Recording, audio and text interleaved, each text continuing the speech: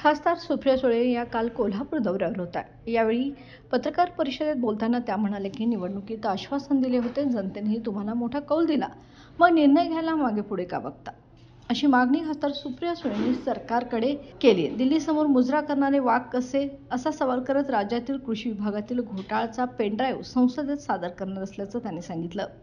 इकॉनॉमीची size वाढते, पण महागाई, बेरोजगारी हे प्रश्न जैसे ते आहेत। अमेरिकेने घेतलेल्या निर्णयाबाबत परराष्ट्र मंत्र्यांशी चर्चा केली जाईल, असंही त्यांनी सांगितलं। पालकमंत्री हे पद घटनात्मक नाही, त्यात सहपालकमंत्री नेमण्याचा निर्णय आताच का? माझे वडील 4 वेळा मुख्यमंत्री होते, पण पालकमंत्री नेमण्यासाठी कधी इतका वेळ लागला नाही, असा टोलाही खासदार सुळेंनी लगावला। पीक विम्यातही 400 कोटींचा घोटाळा झालाय, असं कृषी मंत्री म्हणतात। आमदार धस 5000 कोटींचा घोटाळा झाल्याचे सांगतात। या सर्वांचा पेनड्राईव्ह संसदेत सादर केला जाणार आहे, असंही त्या यावेळी म्हणाल्या।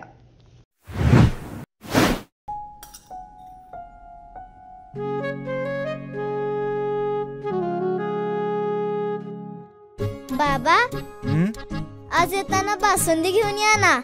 अगं, कालच आपण आईचा वाढदिवस होता म्हणून आणली होती ना।